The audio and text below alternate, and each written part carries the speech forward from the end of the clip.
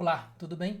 O que nós não sabemos sobre o nazismo e por que essa polêmica toda em torno da defesa ou não, ou a impossibilidade de se ter um partido nazista? Vamos falar sobre isso e entender e o que a psicologia aprendeu com isso, tá bom? Então segue que tem informação importante aqui que eu acho que você vai gostar de saber.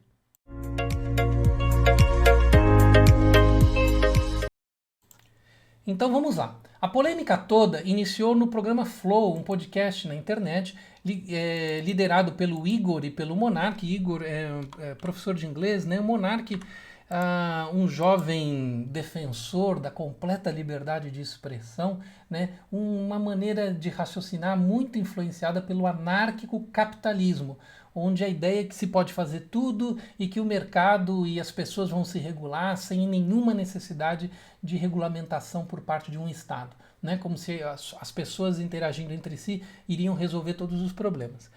E nesse programa, especificamente, eles sempre conseguiam pessoas importantes como entrevistados, né? Recentemente, o ex-ministro Sérgio Moro, o ex-presidente Lula, né, e outras pessoas muito importantes já passaram, né, pelo programa sendo entrevistados. E dessa vez era o deputado Kim Kataguiri e a Tabata Amaral, né? E num determinado momento cai, né, na discussão a questão de o quanto seria incorreto dar total liberdade de expressão, e o exemplo absurdo colocado na mesa era: você acha então que se deve limitar a expressão, a possível expressão de um partido nazista? Então vamos esclarecer o que é partido nazista, porque as pessoas falam sobre isso e não estão sabendo o que consiste o partido nazista. Então, primeiro, o partido nazista é um partido característica populista que surgiu, né, com o seguinte nome: Partido Nacional Socialista dos Trabalhadores Alemães, tá? Partido Nacional Socialista dos Trabalhadores Alemães. E ele surge com uma característica paramilitar. Ele era um partido de milícia, né, que combatia as manifestações dos comunistas. Ele era um partido que tinha essa característica de agredir aos comunistas, né, e as manifestações comunistas. E tinha um discurso em si, no seu início, anti-burguês e anticapitalista, né, de que os trabalhadores deveriam, né, ter mais resultados em relação ao processo de produção também, né, mas eles não concordavam com os comunistas, né. E depois, para ter apoio industrial, eles mudam o opositor para uma característica antissemita e antimarxista. E aí eles constituem, nesse momento, uma lista de verdadeiros inimigos, né?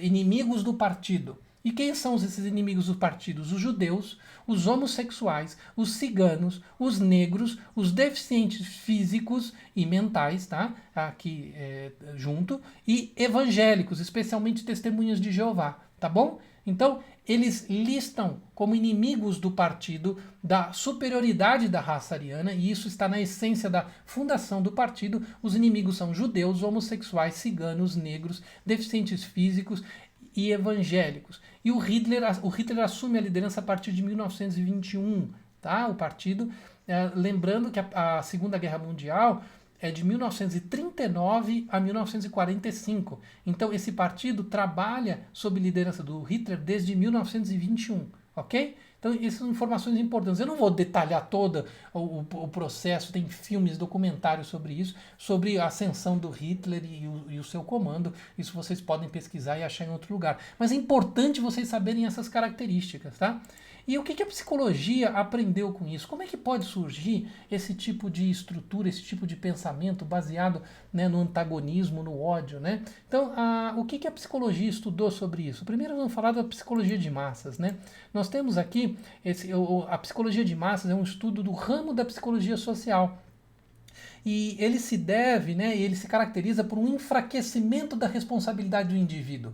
Ou seja, o indivíduo não começa a pensar mais por si, mas ele começa a adotar outras ideias que não são as dele. E isso é o perigo de se alastrar essas ideias, porque você tira a responsabilidade do indivíduo e ele assume aquilo como ideias dele, né? A teoria freudiana fala que a multidão, as pessoas quando se agrupam, libertam características do seu inconsciente, coisas que estão ali guardadas e ficam descontroladas. Né? A teoria freudiana vai falar sobre isso. Existe a teoria do contágio, né, que é do Gustavo Le Bon, que fala da influência hipnótica de estar em meio a pessoas que pensam de determinada maneira e fala da proteção do anonimato, né, da pessoa colocar o seu... A internet funciona muito bem sobre isso. Você se protege individualmente pelo anonimato, mas você coloca o seu ódio, né, nesses grupos, né, você externaliza esse tipo de ódio.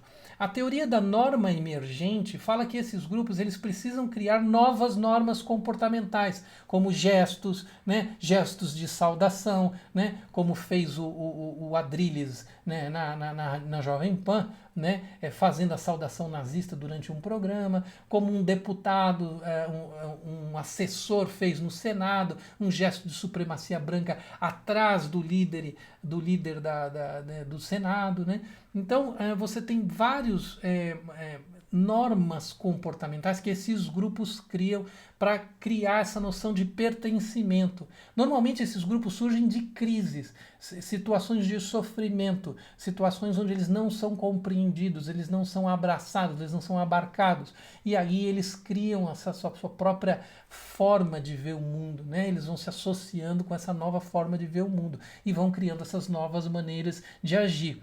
E tem a teoria da identidade social, que é essa busca de identidade social. Isso aqui também tem no Adler, tá? Só que o Adler morreu em 1937 e não foi uma pessoa que pôde explorar, né? Apesar dele ter visto o início do movimento, né? Ele tinha muitos estudantes na Áustria, mas ele viu todo o início do movimento, mas faleceu antes, né? E já tinha muito mais alunos no exterior do que na Áustria, principalmente nos Estados Unidos. Então essa teoria da identidade social do Henry Tajfel e do John Turner, que é de 1970 e 80, fala da autocategorização, uma necessidade que o indivíduo tem de se colocar numa determinada categoria. E esses grupos vão criando essas categorias e facilitando as pessoas a se autocategorizar dentro dessas existências, né, dessas teorias que são opositoras, né, maléficas, elas são desumanas em relação a esses grupos. E aqui eu vou falar de outra pessoa e vocês vão entender o quanto isso é grave. Viktor Frankl desenvolveu a logoterapia a partir da sua experiência num campo de concentração. Ele era um médico judeu e ele, por exemplo, no início da sua carreira, ele sabota as ordens do governo de eutanásia dos doentes mentais nos hospitais de 33 a 36. O governo alemão vai ganhando força, o partido nazista dentro do governo alemão, e eles vão determinando a ordem de matar os pacientes. Se as pessoas têm algum problema mental, ela deve ser morta.